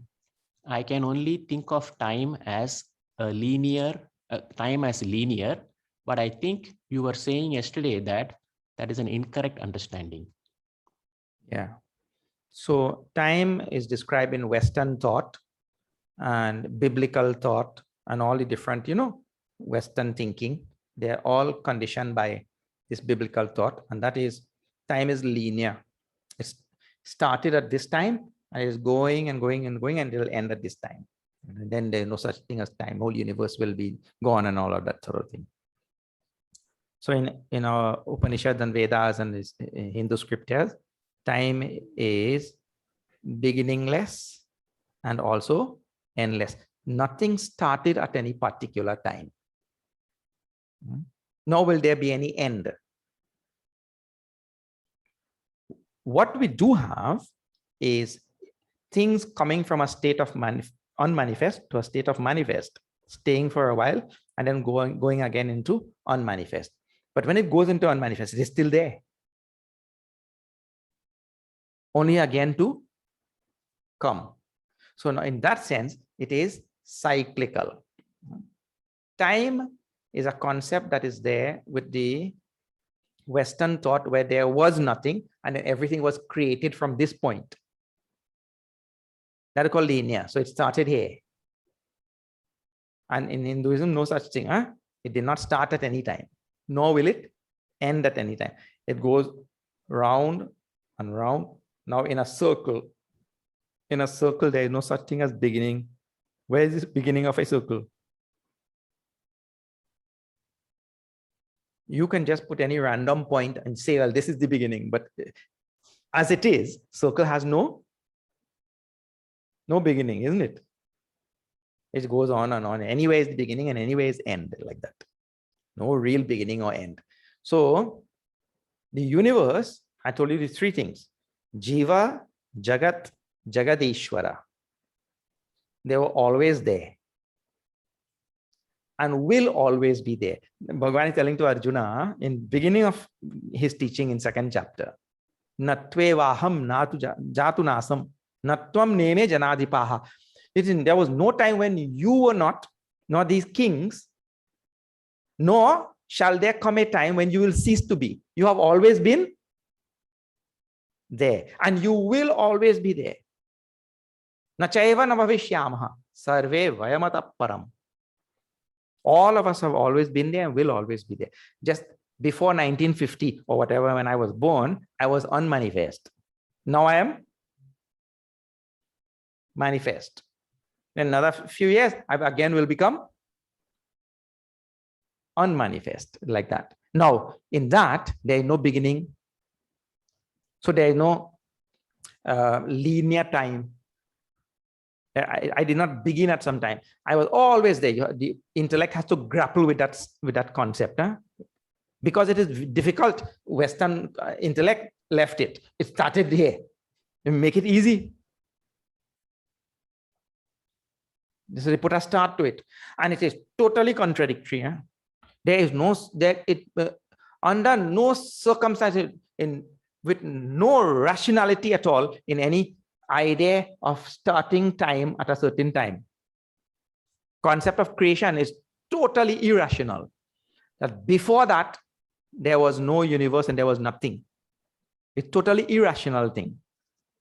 Because in order for the universe to start, it has to start at a particular time or not. We say before there was nothing. Now the universe started. So there's a before and there's a now. So that means time is already existing. If there's a before and there's a point in time when it started, then time is already existing. Oh, then we say, who created the time? We say God. Then we say, at what time? Who created the universe? God. At what time? At this time. That means you're saying time existed. Then you ask second question, who created the time? Oh, God. Then we ask when. The moment you ask when, you're already invoking time. So time was created at this point in time. But that is a contradiction in terms or not? Time was created at this point in time. Contradiction in terms, very raw contradiction. So the creation at a point in time is not a possibility. It requires the pre-existence of time, and then you will have to account who created time and when. So now what is time from an ordinary standpoint? So one or two thoughts you can think about. Gurudev used to say time is the duration between one thought and another thought. So if your thoughts are going fast, time goes fast. And if your thoughts are going slowly, like when you're suffering, it never seems to go. Between one thought and another thought, that is time. But really, time is like any other vastu. Time and space is like any other vastu, object, which is an object of our intellect. So sorrow is an object of your intellect or not? Yes, I experience, I see, I cognize sorrow. So love is an object of our intellect or not? Yes, I know love. Then hate, this, all emotions, we know them. Then mathematics, they are all objects of our emotion, objects of our intellect. All of them we know. So you know time or not? We know time. We also know space. So time and space are really just like any other vastu which we know. Any vastu, we know so many countless objects. Time and space is just two more objects, and they may be more pervasive. Among objects which some are gross, some are subtle, some are less pervasive, some are more pervasive. That So these two are just which are more pervasive than other vastu which So just to be considered just like any other vastu. That is why those also have to be transcended. One becomes kalatita. When one goes within, one becomes kalatita, means timeless, beyond time. That is just any other vastu, like any other thing. Okay. Just like you have wishes. So you know your wish or not? A subtle vastu, but you know it. So time is a subtle vastu. Space, subtle vastu, like that. To be treated like that also and transcended. Okay. Next question. Any more questions? There are 3 more questions, Swamiji. So the next question is from Balakrishna Nuli. Is Sakshi synonymous with awareness? Sakshi, yes, Sakshi and awareness is one and same. Okay. The next question from Anjaneyali Swamiji. Can you please clarify Kutastha Atman? Kutastha is a very simple Sanskrit word. It means unchanging Atman. That you just have to remember. That Atman which is avyayaha, unchanging, means all things. In a blacksmith shop, there is something called an anvil, a heavy piece of iron. So he puts one thing on that iron and he pounds. So this one gets shaped, but the iron upon which he is pounding, nothing happens. That remains unchanged. This one gets changed. The one that is being pounded, it gets changed. But the substratum, no change. So Kutastha Atman, that Atma upon which all things are transpiring in this universe. Like screen in the theater. The whole movie goes, all so much of change in that movie is taking place. But then in the end, that screen remains unchanged. So Atma is like that. On Atma, all things are happening. And all things are changing. But that Atma is like Kutastha, unchanging. Sometimes Kutastha is also used to refer to Maya. Maya word. See, Maya is responsible for all the various changes which are going on here. So Maya is causing this thing to manifest, that other thing to go into unmanifest. Maya is responsible. Maya itself is staying.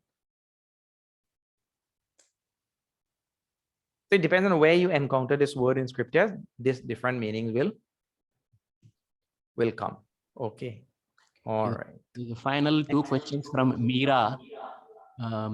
Swamiji, if the Phalasruti verse is a different way to state chapter 9, apichetsu duracharaha.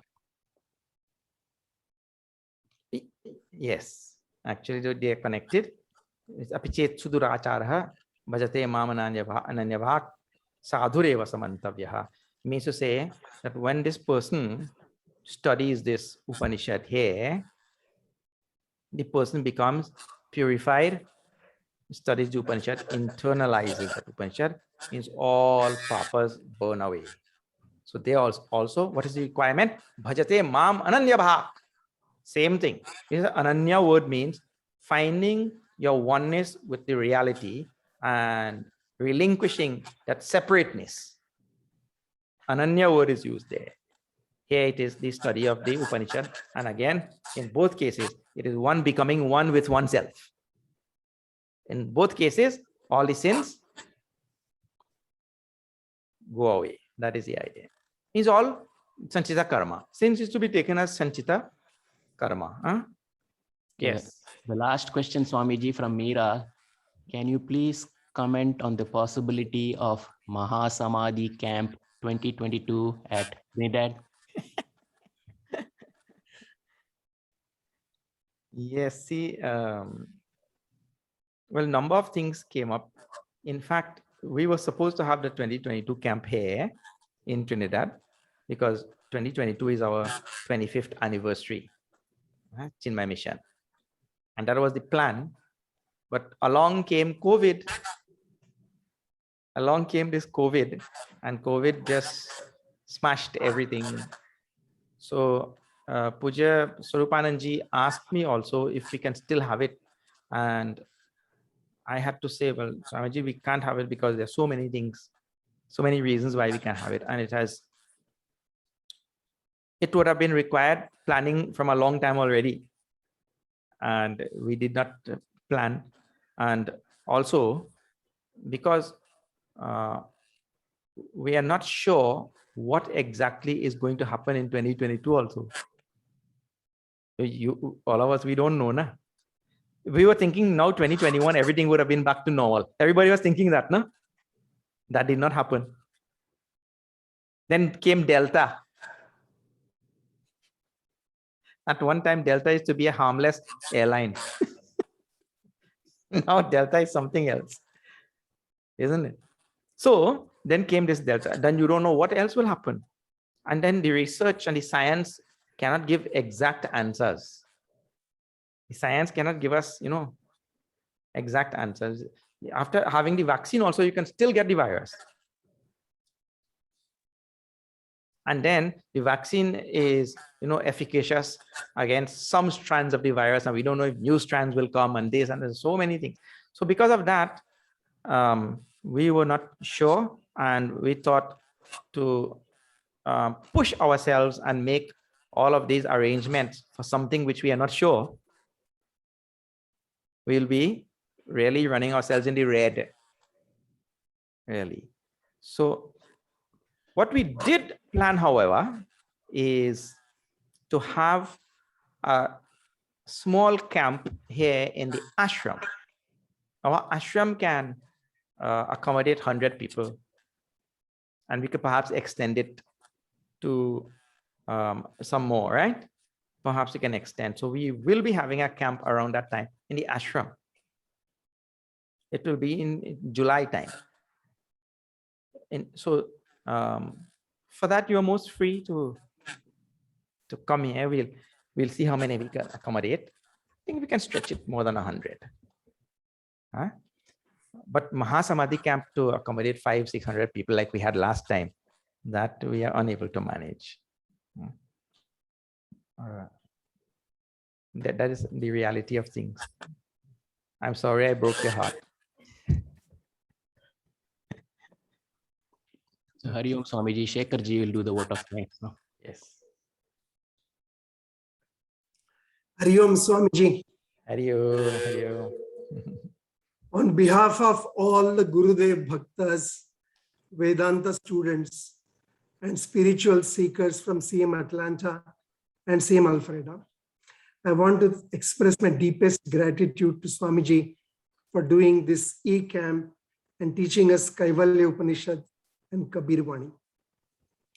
Thank you for your lucid explanation of subtle concepts like Jiva Brahmaikyam, how Jiva and Brahman are the same from the standpoint of existence and consciousness, but yet different from the standpoint of pervasiveness. Your explanation of Tebhyo Vilakshana Sakshi Chinmatro Hamsa, the difference between ordinary Sakshi meaning of uninvolved observer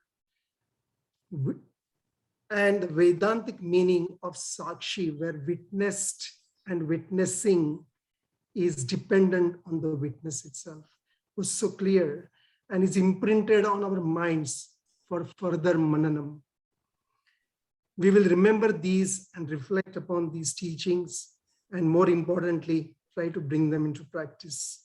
On the first day, while talking about mumukshutvam, you talked about the score of how many times we think of moksha per day. In fact, I've already started keeping the score, and the number of times this moksha thought comes per day. Although the score may look like a baseball score right now, I hope that the scores would look like cricket scores pretty soon. I'm sure with satsangs and blessings of Mahatmas and gurus like you, that will surely happen. Kabirji's dohas filled with devotion and deep Advaita philosophy in poetic form, and your melodious singing and clear explanations was an absolute treat for sadhaks like us. I'm sure your beautiful lectures will quickly find their way into our iTunes libraries, and more importantly, reverberating in our minds for further vichar manthan and assimilation. Special thanks to Brahmacharini Jyotiji for amazing satsang on Saturday afternoon. I've been thinking about Shraddha since her lecture. We feel blessed to have her in Atlanta, and we'll have many more opportunities of satsang with her. Thanks to Shivaji also for satsang on moksha on Sunday afternoon. Once again, Swamiji, thank you so much for your loving company and invaluable insights into our scriptures. The only thing that is better than having a teacher like you is to have a teacher like you in person. And we hope to God and pray to God that it will happen very soon. Hari Om. One last on Guru Dakshina. For those who have not offered Guru Dakshina, the link is in the WhatsApp as well as in the chat window here. Hari Om Swamiji. Thank you. Thank you, Shikharji. Thank you.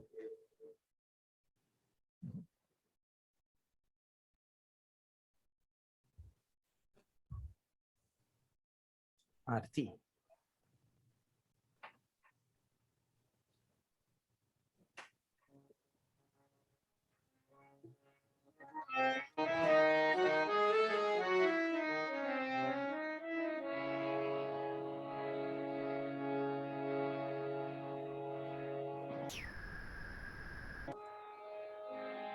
आरती श्री चिन्मय सद्गुरु की दिव्य रूप मूर्ति करुणा की आरती सद्गुरु की चरणों में उनके शांति समाए शरणागत की भ्रांति मिटाए पाप ताप संताप हरण की आरती श्री चिन्मय सद्गुरु की आरती सद्गुरु की वेद उपनिषद गीता को गाया धर्म सनातन फिर से जगाया शुद्ध नीति प्रीति शंकर की आरती श्री चिन्मय सद्गुरु की आरती सद्गुरु की सिद्ध बारी की तपो भूमि में नित्य विराजे गुरु हमारे भक्त हृदय आनंद स्रोत की आरती श्री चिन्मय सद्गुरु की आरती सद्गुरु की आरती सद्गुरु की आरती सद्गुरु की.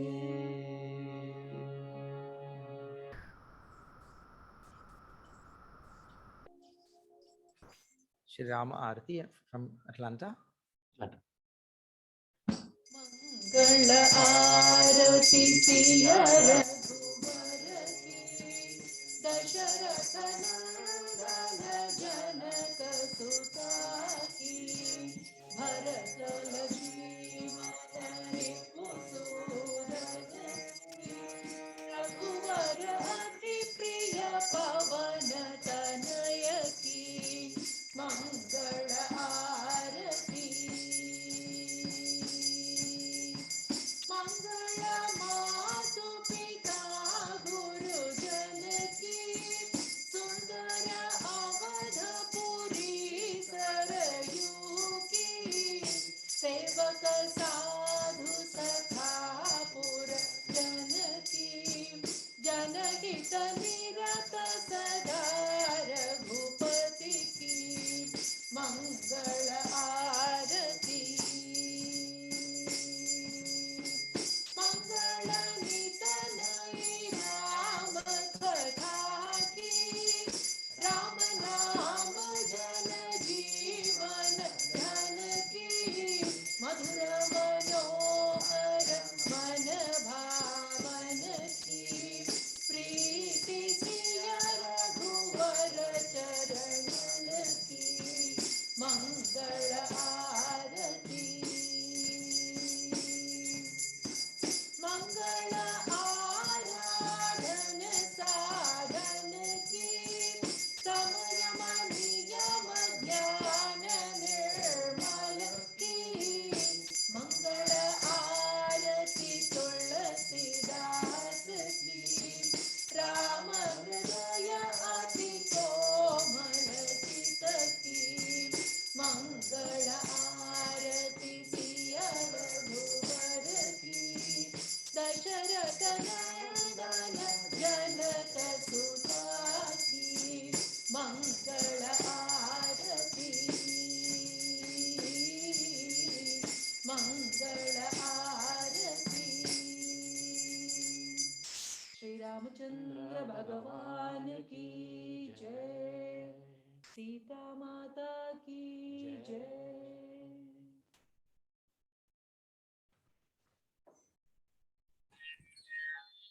मंगल आरती प्रिया प्रीतम की मंगल प्रीति रीति दोन के मंगल कांति हसनी दसनन की मंगल मुरली बीना धुन की मंगल आरती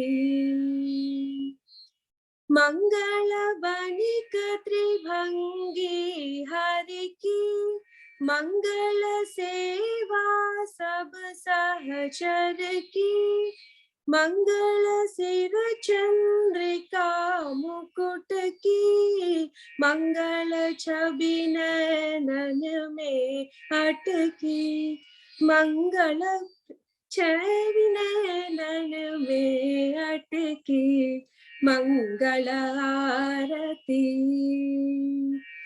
मंगल छटा सभी अंग अंग की मंगल गौर श्याम रस रंग की मंगल अटी कटी पियरे पट की मंगल चितवनी नागर नट की मंगल आरती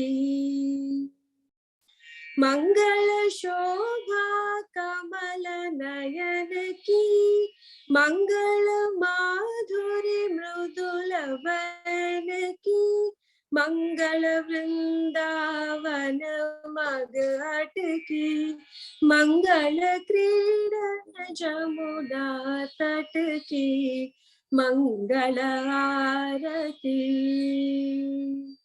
मंगल चरण अरुण तरुवन की, मंगल करनी भगति हरिजन की, मंगल जुगल प्रिया भावन की, मंगल श्री राधा जीवन की, मंगल आरती प्रिया प्रीतम की, मंगल प्रीति रीति दोन की, मंगल कांति हसनी दसनन की, मंगल मुरली नाधुन की, मंगल आरती,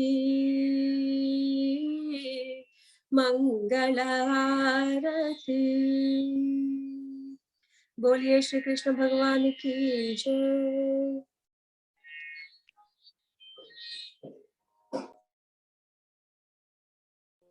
पूर्णमद पूर्णमिदं पूर्णात् पूर्णमुदच्यते पूर्णस्य पूर्णमादाय पूर्णमेवावशिष्यते।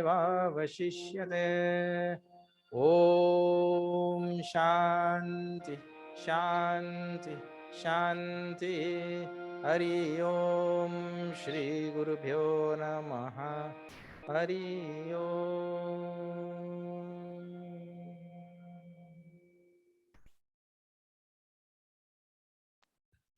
हरि ओम। Hari Om Swamiji. This is Anu Nathan. And everybody is waiting now. So a request to all the participants, we will have our personal chat time with Swamiji right now. Like Shekhar ji said, the biggest one